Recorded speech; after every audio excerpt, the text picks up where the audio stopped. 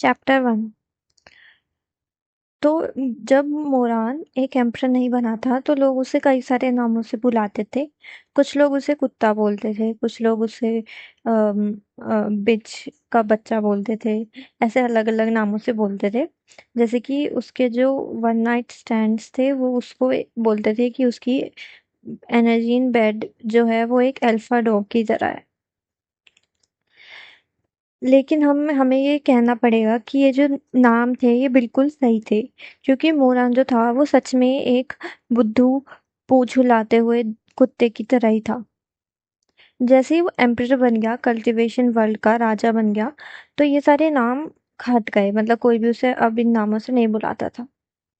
एक दिन मोरान को किसी ने एक एक दूर के सेक्ट के किसी बंदे ने एक पपी गिफ्ट किया। जो पपी था उसका ग्रेइश वाइट कोट था और उसके सिर पे एक फ्लेम शेप्ड मार्क था, जो कि जैसा दिखता था जैसे कि वो एक वुल्फ है। लेकिन वो उसका साइज बिल्कुल एक मेलन की जितना ही था, और वो बहुत चबी था, राउंड था। और वो ना कोशिश करता रहता था कि जैसे ऊपर जो मोरान बैठा हुआ है उसके ऊपर उसके पैरों तक पहुंचने का, लेकिन उसके पैर बहुत छोटे थे इसलिए वो ऊपर नहीं चढ़ पाता था। जो मोरान है वो उसको देखता था और सोचता था कि ये सोच के हंसता था। जो पपी है वो बड़ा हो गया, एक कुत्ता बन गया, और कुत्ता बनने के बाद एक बूढ़ा कुत्ता बन गया, और बूढ़ा होने के बाद वो मर गया। मोरन ने अपनी आंखें बंद करी फिर खोली। उसकी जिंदगी में कई सारे उतार चढ़ाव, अप्स एंड डाउन्स आए, और कैसे उसकी जिंदगी एकदम से ऐसे चली गई जैसे कि एकदम एक पल में चली गई हो। 32 ईयर्स एकदम से ही पास हो गए थे। वो हर चीज़ों से बोर हो चुका था, अब उसकी ज़िंदगी में कुछ भी इंटरेस्टिंग नहीं बचा था। और अब के जो साल थे, उन सालों में तो जो भी उसके जान-पहचान वाले लोग थे, वो सब वाप जा चुके थे वन बाय वन, अब कोई भी नहीं बचा था। अब समय आ गया था सब कुछ खत्म होने का। मोरान ने एक ग्रेप निकाला और उसको खाने लगा।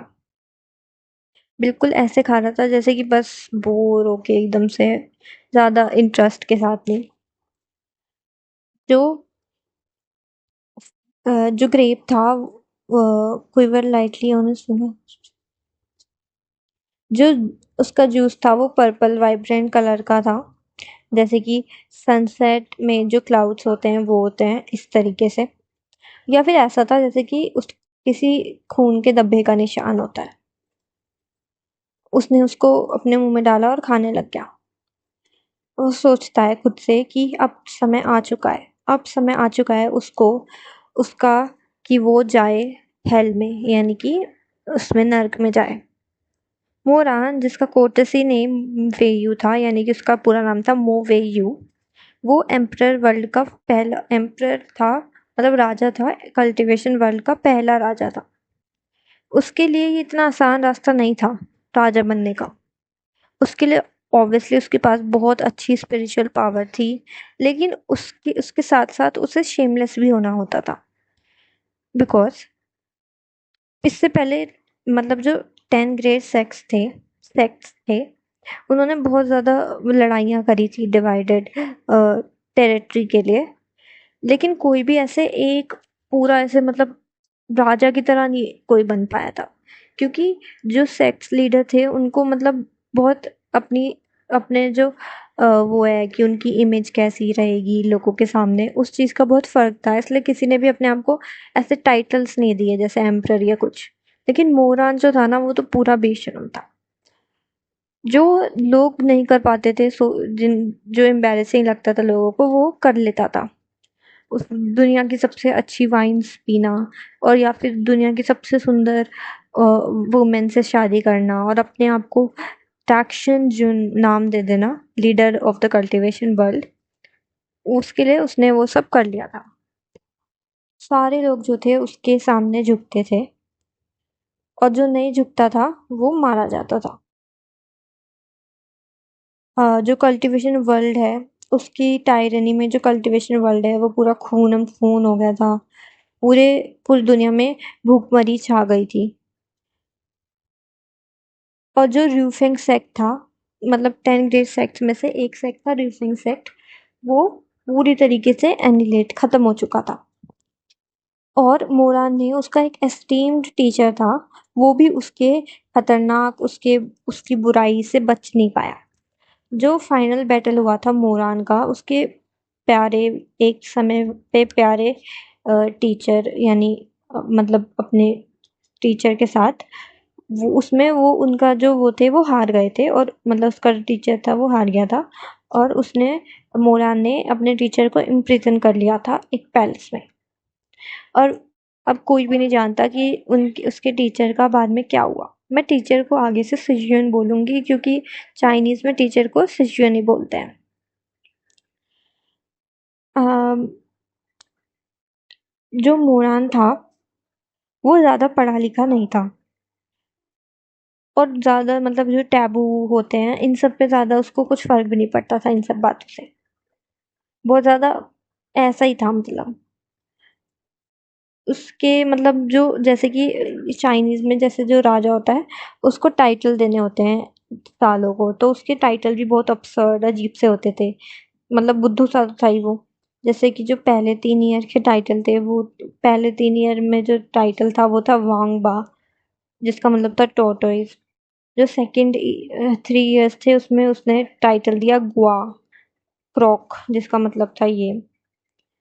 और जो जो आगे तीसरे ईयर थे उसके लिए सारे स्कॉलर्स वगैरह जो थे, मतलब जो स्टूडेंट्स थे, मतलब जो पढ़ते थे उस टाइम पे, वो सोचते थे कि इस बार ये क्या नाम देगा। जो थर्ड सेट ऑफ ईयर्स थे उसमें पूरी दुनिया में सब लोग एकदम से परेशान हो गए थे कि मोरान की वजह से, और सब लोग उसमें रेबिलियन, मतलब कि रेबिलियन में आने लग गए थे, मतलब धीरे धीरे मोरान के खिलाफ लोग खड़े हो गए थे शुरू होना। टॉसिंग असाइड है।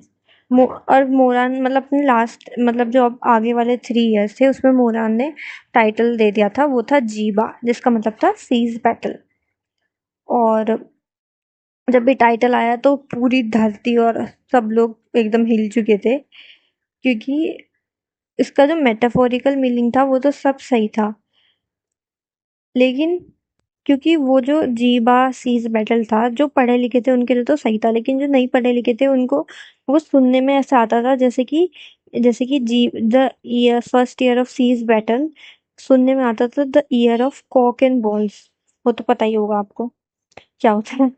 तो बहुत अजीब सा ही था, तो सब लोग मतलब हिल गए थे एकदम। अब मोरान का जो था इन नाम, मतलब सालों को नाम देने में, वो पूरी तरीके से इंटरेस्ट खो चुका था। और अब धीरे धीरे वो जो, मतलब कि जो रेबिलियन है वो भी बढ़ने लगा। मतलब जैसे 10 साल बीत गए, जो मतलब जो लोग थे हीरो और विजिलेंस थे, उन्होंने आर्मी फॉर्म कर ली और कई सारे मिलियंस लोग जमा हो गए उसके खिलाफ, मोरान के खिलाफ। जो कल्टीवेशन वर्ल्ड है उसको कोई भी एम्परर की जरूरत नहीं थी, और उसकी जैसा एक टायरेंट तो बिल्कुल भी नहीं। कई सारे महीनों का एक ब्लडी बैटल्स चले। जो रेबिलियन आर्मी है वो फाइनली जो जो शीशिंग पीक है, जो एक माउंटेन पीक है, उसके फुट पे आ गई, मतलब उसके नीचे, मतलब जो पता नहीं क्या बोलते हैं, उसके नीचे आ गई। अम, ये जो प्लेस था, ये मतलब इस प्लेस पे कई सारी माउंटेन ब्लफ्स थी, और ये पूरे टाइम, पूरे साल ऐसे, मतलब उसमें मिस्ट और क्लाउड्स भरे रहते थे all through out the year. तो अब तो ये लोग वापस नहीं जा सकते थे, और अब इनका जो, मतलब मोरान को हटाने का सिर्फ एक स्टेप रह गया था बस, चोटी पे चढ़ के उसको वहां से हटा देना। लेकिन ये जो था ये सबसे ज्यादा खतरनाक था, क्योंकि किसी को भी नहीं पता था कि मोरान क्या कर देगा, मतलब क्या पता वो, मतलब एकदम से आ जाए और अपने, मतलब अपने वो दिखा दे, अपना अपने अपनी बुराई दिखा दे और फिर से सबको मार दे, इसलिए सब लोग थोड़े डरे हुए थे। एक बंदा बोलता है कि मोवे यू की जो स्पिरिचुअल पावर है वो तो बहुत ज्यादा है, और जो इंसान है वो खुद भी इतना खतरनाक है। तो एक बंदा बोलता है, हाँ, हमें तो थोड़ा संभल के रहना होगा, नहीं तो हम उसके ट्रैप्स में फंस जाएंगे। सारे लीडर्स थे, उन्होंने बोला, उन्होंने हामी भरी। अब इस मोमेंट पे एक बहुत हैंडसम यंग मैन, जिसके हॉटी मतलब प्राउड और एकदम अच्छे फीचर्स थे, जिसने एक हल्का आर्मर पहना हुआ था जो ब्लू कलर का था, और जिसकी बेल्ट सिल्वर ट्रिम के साथ, और बेल्ट जो थी उसमें एक लायन का हेड बना हुआ था उस बंदे के, और उसके जो बाल थे वो एक हाई पोनी टेल में बंधे हुए थे, और उसके बालों में एक सुंदर सिल्वर हेयर पिन लगी हुई थी। वो बोलता है, हम माउंटेन के फुट पे तो आ ही गए हैं। गुस्से में बोलता है वो। तो तुम लोग किस बारे में इतने वो कर रहे हो? क्यों ऊपर जाने के लिए इतना डर रहे हो? क्या तुम चाहते हो कि मूवी खुद नीचे आए? तुम लोग कितने सारे के सारे डरपोक हो। उसके वर्ड्स जब उसने ये सब बोला तो लोगों को गुस्सा आ गया। तो एक बंदा बोलता है, आप क्या बात कर रहे हो शुए गोंगजी, मतलब ये जो बंदा था इसका नाम शुए गोंगजी था। आपको क्या मतलब कि हम निडर हैं हम सारे? एक सोल्जर जो होता है उसको हमेशा केयरफुल रहना चाहिए और कॉशियस रहना चाहिए।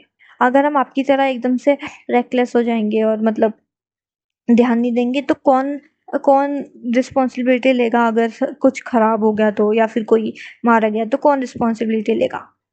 दूसरा बंदा बोलता है, हे शुए गोंगजी, ये Xue Gongzi is the darling of heavens. मतलब जो शुए गोंगजी है उसका नाम था, मतलब उसको ऐसे ही टाइटल दे रखा था, डार्लिंग ऑफ हेवेंस। तो वो बंदा बोलता है कि शुएगोंगसी तो डार्लिंग ऑफ हेवेंस है और हम तो बस एक नॉर्मल लोग हैं।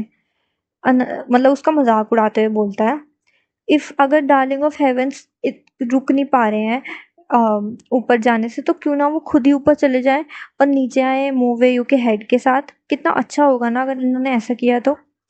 अब इस कमेंट की वजह से ये बहुत ज्यादा मतलब उसका मजाक उड़ा रहे थे शुएगोंगजी का।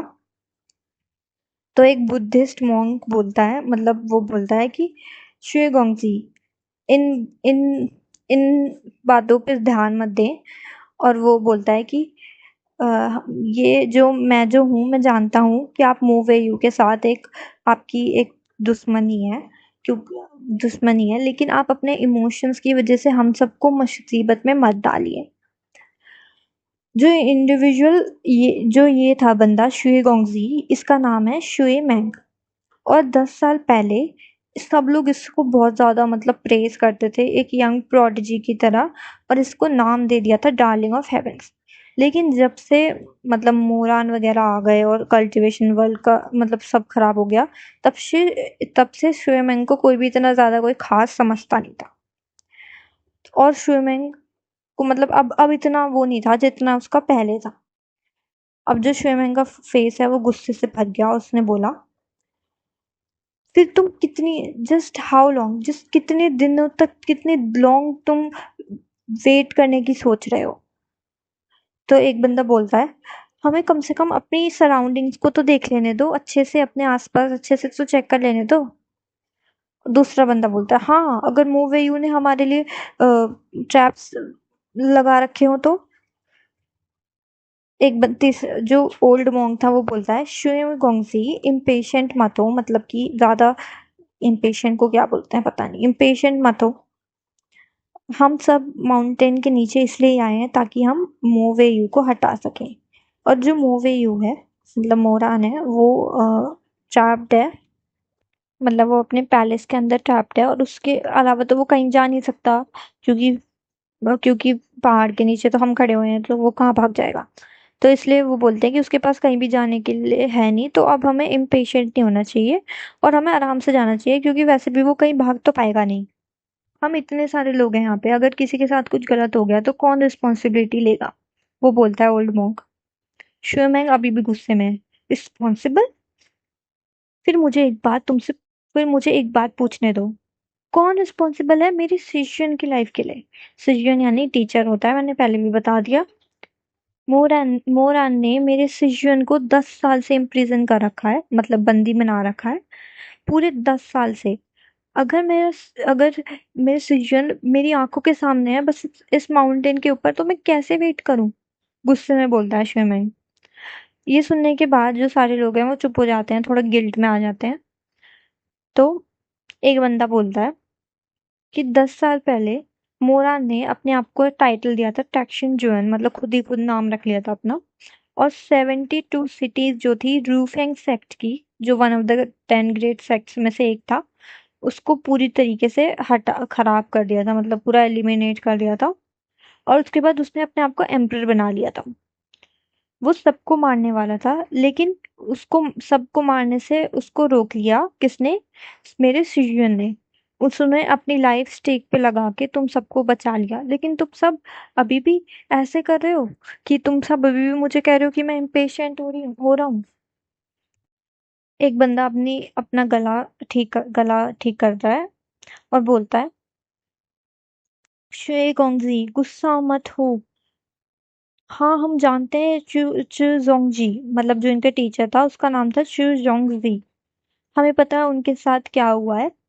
हम जानते हैं वो 10 साल से बंदी बने हुए हैं। अगर कुछ होना होता तो अब तक हो जाता। आप 10 साल से वेट कर रहे हो, क्या आप थोड़ी देर और वेट नहीं कर सकते? तो फिर वो ऐसे गुस्से में थोड़ा गाली वाली देता है। उसके बाद वो बोलता है कि मैं कैसे कैसे वेट करूं, मैं कैसे वेट करूं, और फिर वो गाली देता है। तो दूसरा बंदा बोलता है, हाउ डेयर यू, आपने ऐसा कैसे कहा? मैं क्यों नहीं कह सकता? मेरे टीचर ने अपनी लाइफ स्टेक पे लगा दी तुम लोगों को बचाने के लिए, बस तुम लोगों को। और फिर वो एकदम से रोना शुरू कर देता है, मतलब उसका एकदम गले में वो आ जाता है, रोना सा आ जाता है। तुम सब लोग एकदम अनडिजर्विंग हो, ऐसा कहता है शुएमैंग। शुएमैंग jerked his face, his shoulders slightly as he held back his tears. उसने अपना फेस दूसरी तरफ किया और थोड़ा सा अपने शोल्डर्स ऊपर करे और अपने आंसू रोके। तो एक बंदा कहता है, ऐसा नहीं है कि हम चू जोंगजी को रेस्क्यू नहीं करने वाले। ये हम सबको याद है चू जोंगजी ने कि हमारे लिए कितना हमें बचाया था। मतलब उसके टीचर ने बचाया था। लेकिन वो कहता है एक बंदा कि आप शुए गोंगजी, आपको ऐसा नहीं कहना चाहिए। फिर एक बंदा कहता है, लेकिन सोचो, मोरान भी तो एक चू जोंगजी का डिसाइपल था। मुझे कहना पड़ेगा कि अगर कोई डिसाइपल, यानी कि डिसाइपल वो होता है जो टीचर का स्टूडेंट होता है, उसको डिसाइपल बोलते हैं। अगर कोई डिसाइपल की ने कुछ गलत किया तो उसका टीचर ही तो उसकी रिस्पॉन्सिबिलिटी लेगा। तो इसका मतलब उन्होंने सिर्फ अपनी रिस्पॉन्सिबिलिटी पूरी करी है। तो शेरमैन को गुस्सा आ जाता है, व्हाट नॉनसेंस, तुम क्या कह रहे हो, खुद की जुबान को देखो, ऐसे वो कहता है।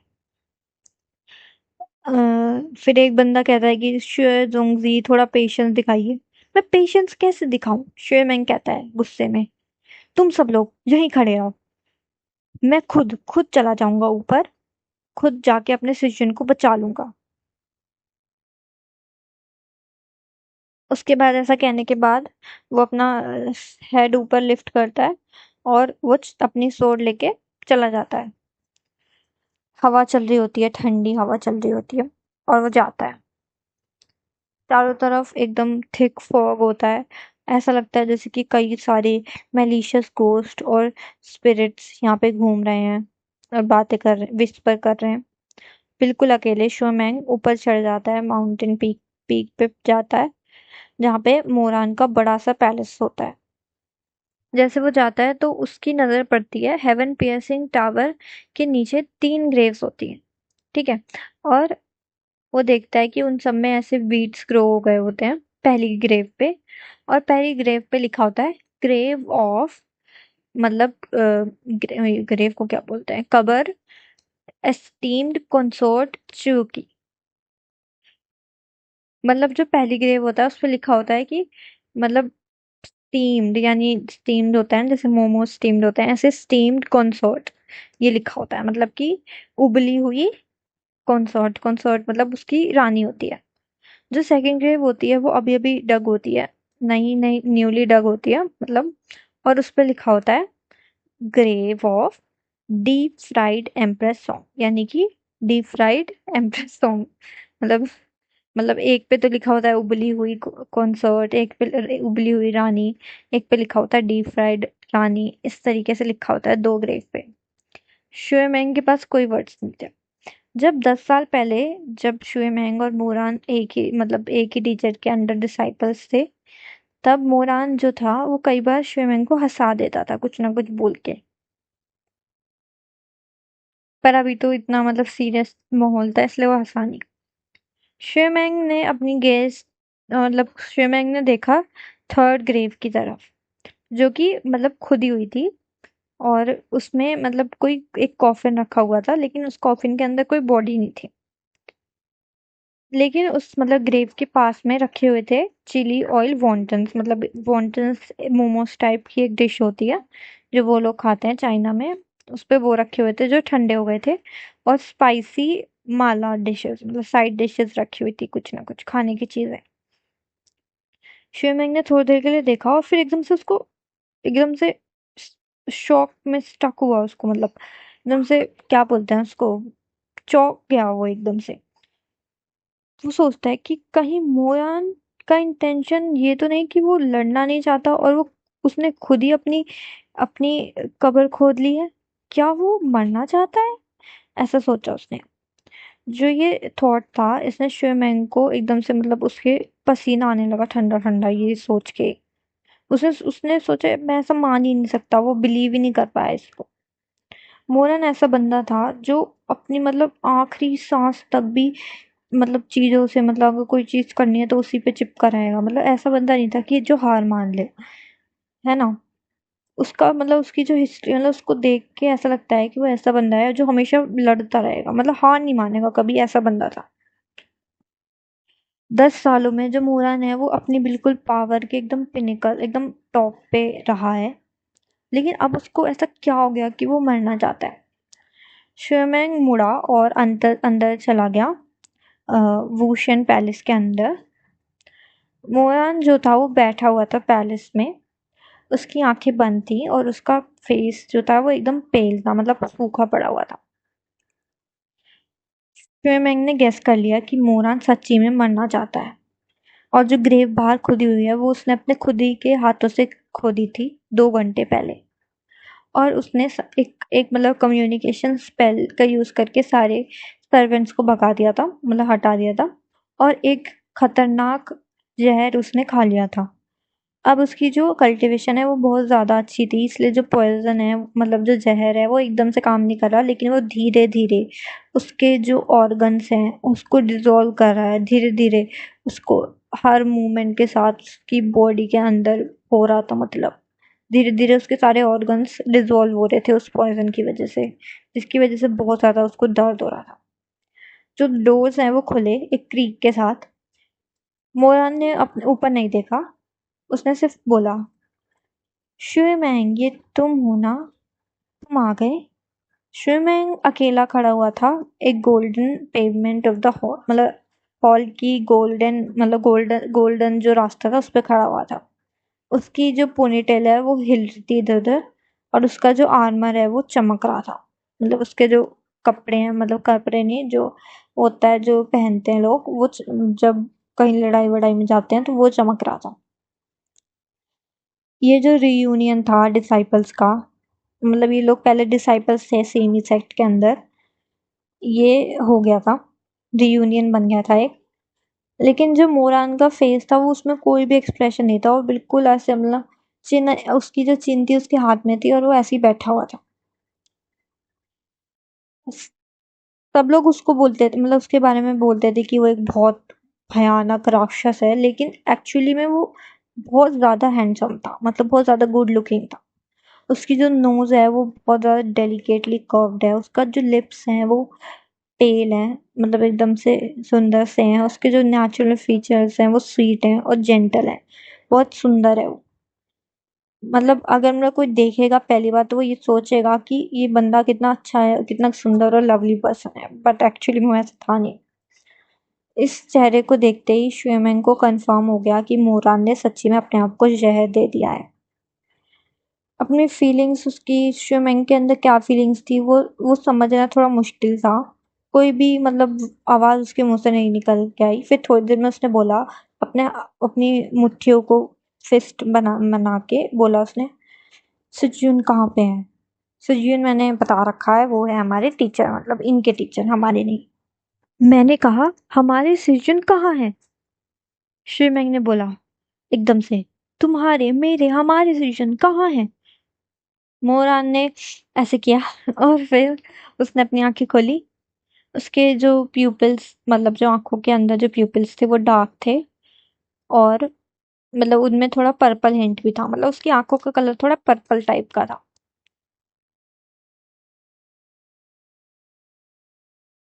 वो स्विमिंग की तरफ देख के बोलता है, सोचो ज़रा, 2 साल हो गए हैं जब मैंने तुम्हें देखा था।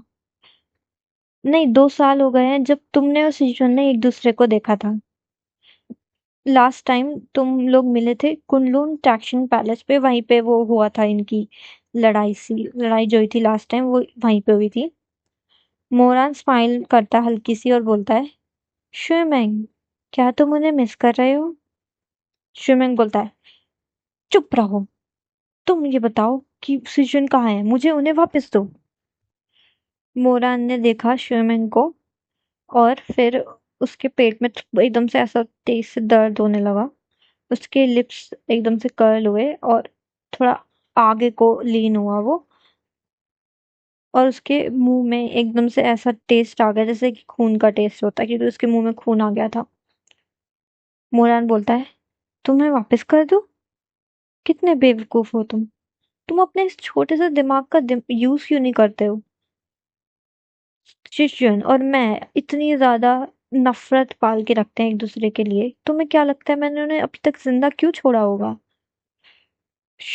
शुएमैंग एकदम से उसका फेस एकदम गोरा पड़ जाता है, मतलब वाइट हो जाता है और बोलता है, तुम कहीं, तुमने नहीं, वो ऐसे बोलता है। मैंने नहीं क्या? मोरान बोलता है, बताओ मुझे, मैंने क्या नहीं किया? मैं क्या नहीं कर सकता? शुएमैंग बोलता है, लेकिन वो लेकिन वो तुम्हारे सेशन थे, तुम उन्हें कैसे मार सकते हो? उसने अपना सिर ऊपर किया शुएमैंग ने मोरान को देखने के लिए, जो बैठा हुआ था एम्परर थ्रोन पे। यहाँ पे एक सेइंग है कि जो हेवेंस है वहाँ पे फूशी है और जो हेल है वहाँ पे यानलो है। कोई इनके इनके कुछ तो होता होगा मान्यता में। और जो असली जिंदगी है वहाँ पे मोवेयू है। मतलब मोवेयू एकदम मतलब जैसे हेल में कोई राक्षस होता है, ऐसी जिंदगी असली असली जिंदगी में कोई राक्षस जो है वो मोवेयू है। लेकिन स्विमिंग बिल्कुल भी ऐसा मान ही नहीं सकता था कि उसने ऐसा कर दिया होगा। वो बोलता है, मोवेयू, क्या तुम इंसान भी हो? उन्होंने एक बार, मोरान ने अपनी अपनी आंखें ऊपर करी। उन्होंने एक बार क्या? तुम्हें पता है उन्होंने तुम्हें कितने अच्छे से ट्रीट किया? शुएमेंग ने कहा। इमोशन पूरा उसकी भर चुका था शुएमेंग के अंदर। मोरान एकदम से हंसा हल्का सा और बोला, क्या तुम मुझे याद दिलाना चाहते हो कि उन्होंने मुझे कैसे इतना मारा था कि मेरे सारे शरीर पे कट्स और ब्रूजेस के निशान पड़ गए थे? या तुम मुझे ये बताना चाहते हो कि उन्होंने मुझे नील करने के लिए बोला, मतलब उन्होंने मुझे झुक झुकने के लिए बोला ताकि मैं अपने सारे गुनाहों की वो कर सकूं, मतलब गुनाहों को कमिट कर सकूं, नहीं गुनाहों को कन्फेस कर सकूं? या तुम मुझे ये याद दिलाना चाहते हो कि उन मतलब इनसिग्निफिकेंट यानी उन तुच्छ लोगों की वजह से उन्होंने हर तरफ, हर रास्ते पे, हर मोड़ पे मेरा रास्ता रोका? तुम मुझे ये याद दिलाना चाहते हो? शिवमिंग ने अपना सिर हिलाया और फिर उसने सोचा अपने मन में, बोला नहीं। सोचो मोरन, सोचो, अपनी हेट्रेड को हटाओ और एक बार सोचो, याद करो। उन्होंने तुम्हें कल्टीवेशन सिखाया था, मार्शल आर्ट सिखाए थे, सेल्फ डिफेंस सिखाया था। उन्होंने तुम्हें पढ़ना और लिखना सिखाया था। उन्होंने तुम्हारे लिए कुक मतलब खाना बनाना सीखा था और सीखते टाइम उनके सारे हाथों पे कट्स भी आ गए थे। उन्होंने उन्होंने एक बार हर दिन वो वेट करते थे तुम्हारे घर वापस आने का, बिल्कुल अकेले। रात शाम तक वो तुम्हारे आने का वेट करते थे। उसने ऐसा बोला नहीं, उसने बस अपने दिमाग में ये सारे वर्ड्स सोचे। उसने क्या बोला? उसने बोला, स्विमिंग ने बोला क्या? उसने बोला, उनका उनका उनका गुस्सा थोड़ा बुरा था, लेकिन और उनके वर्ड्स भी बुरे थे, लेकिन वो तुम्हें अच्छे से ट्रीट करते थे। सोचो तुमने उन्हें कैसे मार दिया? शुएमेंग जो है वो अपना सिर ऊपर करता है और उसकी आंखों से आंसू आने शुरू हो जाते हैं। पूरा वो रोने लग जाता है।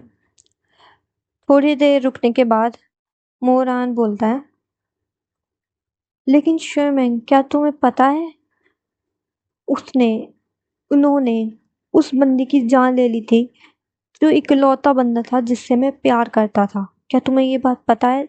वो इकलौता पर्सन जिससे मैं प्यार करता था। एकदम से वो शांत हो गया पूरा माहौल।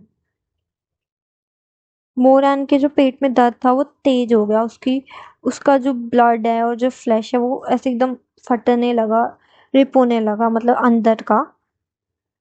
फिर बोलता है, लेकिन फिर भी क्योंकि हम मास्टर और डिसाइपल थे, इसलिए उनकी जो बॉडी है वो रेड लोटस पवेलियन में मतलब रेस्ट कर रही है और वो अच्छे से प्रिजर्व है।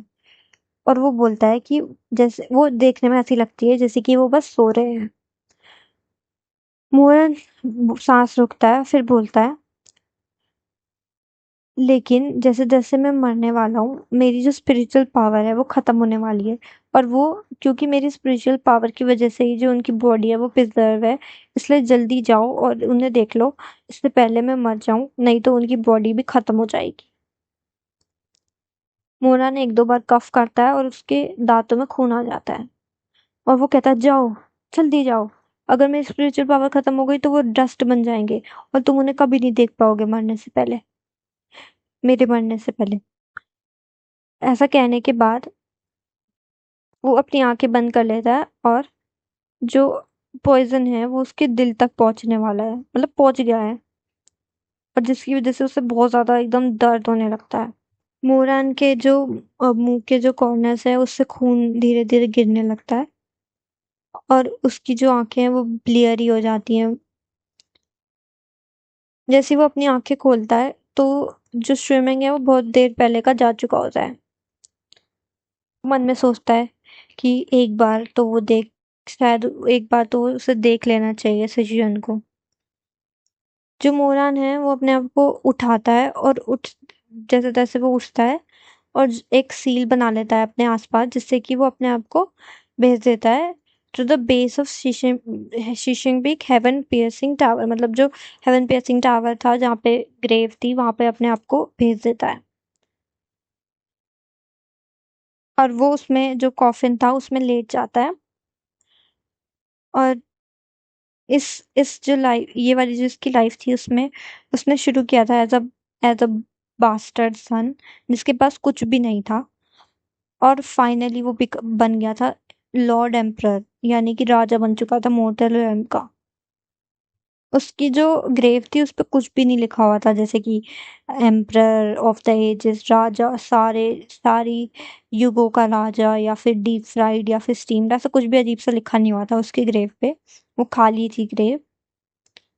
काफी काफी घंटों बाद जो रेबल आर्मी है वो ऊपर आ गई और उन्होंने क्या पाया, उन्होंने पाया कि जो वुशेंग पैलेस था, जो मतलब मोरान का पैलेस था, वो खाली था और सिशंग पीक में कोई भी एक बंदा भी नहीं था।